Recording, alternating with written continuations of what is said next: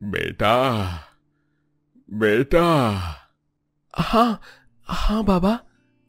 पहले तुम्हें तुम्हारी माँ ने छोड़ा और अब लगता है कि मेरा भी तुमसे विदा लेने का वक्त आ गया है। बेटा, अपना ख्याल रखना। मैंने कभी तुम चारों बच्चों में भेद नहीं किया, न मेरी पहली पत्नी ने और न दूसरी ने। इसीलिए तुम भी एक दूसरे से कभी कोई भेदभाव मत रखना। मेरी बात समझ रहे हो ना? मेरे पीछे भी तुम मिलजुल कर रहना बेटा। बाबा, ऐसी बातें मत कीजिए, आपको कुछ नहीं होगा, आप ठीक हो जाएंगे। ज्यादा बहकिए मत पापा। अनिल और मानसी अपने बाप की हालत देखकर बहुत ज्यादा परेशान थे, लेकिन वहीं किशोर के दूसरे बच्चों दीपक और गीता को अपने बाप पर ज्यादा दया नहीं आ रही थी। किशोर अपनी जिंदगी की आखिरी सांसें ले रहा था। अपनी बात को पूरा करके वो भगवान को प्यारा हो गया। चारों बहन भाइयों ने अपने बाप का अंतिम संस्कार किया और फिर उनमें अमीरी और गरीबी की दीवार खड़ी होने लगी। मानसी अपने कमरे में जा रही थी कि तभी वहां गीता आई और उसे रोक लिया। क्या है गीता, क्यों रोक रही हो?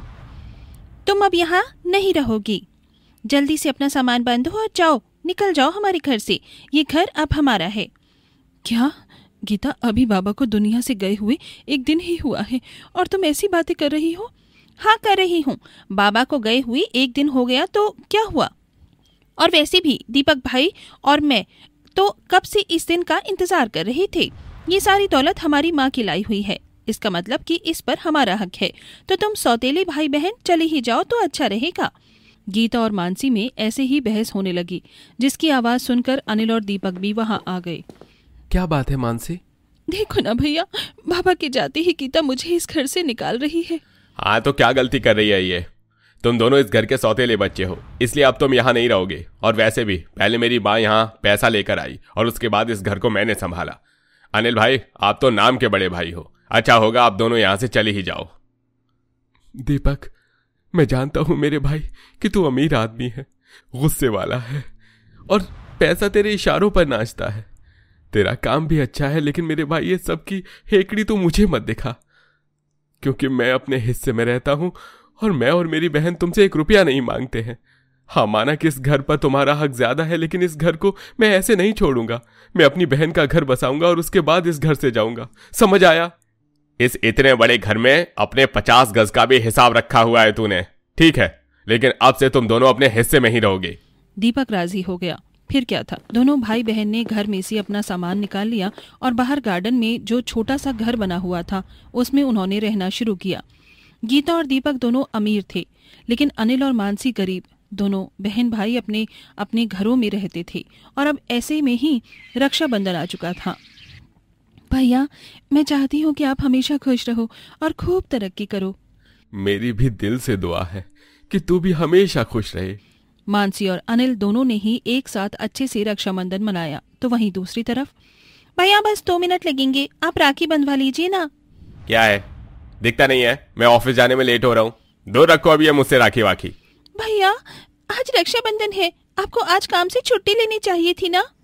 हाँ, मैं छुट्टी ले लेता और मेरा काम फिर अगले दिन तू संभालती है ना। हाँ, चल जल्दी से बांध राखी। दीपक ने ध्यान न देते हुए राखी बंधवाई और गीता को बिना कुछ दिए ही वो ऑफिस आ गया। गीता अपने भाई के जाने के बाद बहुत रोई। कुछ देर बाद उसके पास अनिल आया। गीता, गीता। क्या है, क्यों आए हो?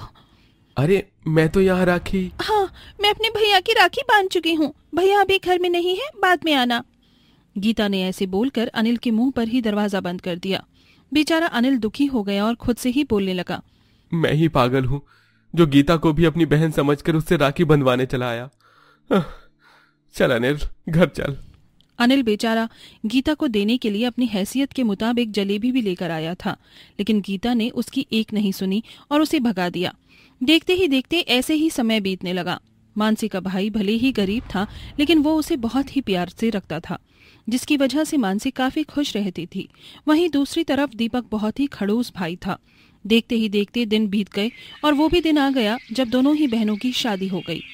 दीपक ने गीता की शादी अमीर घराने में ही की, जबकि अनिल ने शरीफ सा मिडिल क्लास परिवार ढूंढकर ही मानसी को विदा कर दिया। दोनों भाइयों का काम अलग अलग था। भले ही दीपक अमीर था, लेकिन वो अपनी बहन का जरा सा भी ख्याल नहीं रखता था, जबकि अनिल आए दिन मानसी के ससुराल चीजें भेजता रहता था। अरे बहू, ओ मानसी बहू। हाँ माँ, ले तेरा भाई तेरे लिए ये केले देकर गया है। क्या भैया आई थी, अंदर क्यों नहीं आई? मैंने तो बुलाया था, लेकिन बोला काम पर जाना है। मेरे भैया बहुत मेहनती हैं, सारा दिन काम में ही लगे रहते हैं।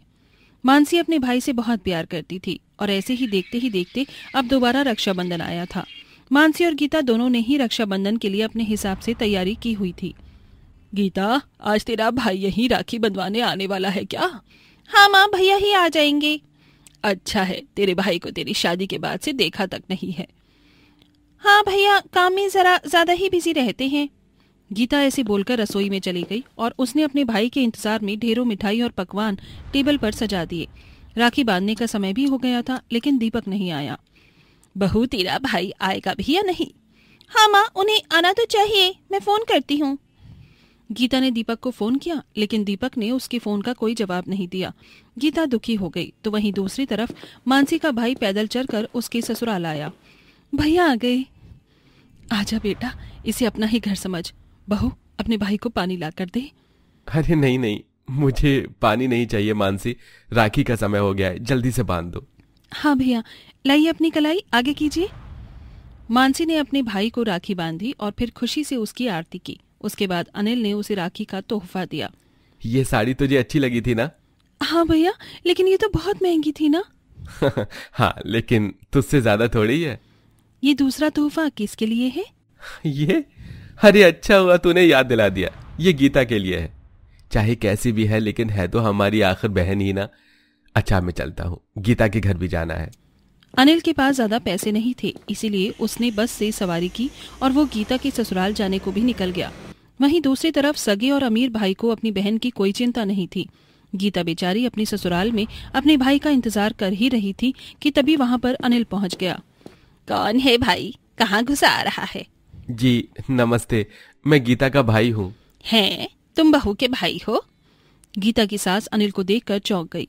न उसके तन पर अच्छे कपड़े थे और न ही पाँव में ढंग की चप्पल। उनकी आवाज सुनकर वहां गीता भी आ गई और अनिल को देखकर हैरान रह गई। आप क्यों आए हो? गीता, मैं यहाँ राखी बंधवाने आया हूँ। भले ही हमारा खून का रिश्ता नहीं है, लेकिन है तो हम भाई बहन ही ना। अगर तुम्हें अच्छा नहीं लगा तो मैं चला जाऊंगा, लेकिन एक आखिरी बार भाई बहन के रिश्ते के नाते सभी काम छोड़कर यहाँ आया हूँ। अनिल की बात सुनकर गीता का मन भर आया। उसने अनिल को नीचे से ऊपर तक देखा।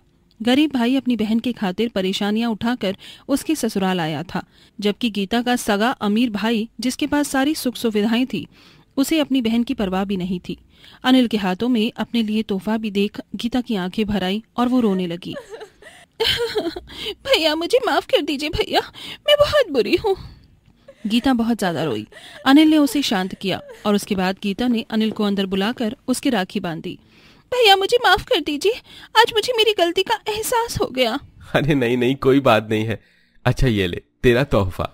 अनिल ने गीता को भी अपनी बहन के जैसे ही साड़ी दी, जिसको देखकर गीता बहुत खुश हुई। कुछ देर के बाद अनिल वहां से भी लौट आया और अब गीता को एहसास हो चुका था कि अमीरी गरीबी से नहीं, रिश्ते दिल से जुड़े होते हैं। अब वो अनिल के घर भी जाती थी और उसे भी बुलाती थी। दीपक अपने काम में ही ध्यान लगाए रहता था, जिसकी वजह से उससे सभी के रिश्ते खत्म हो चुके थे।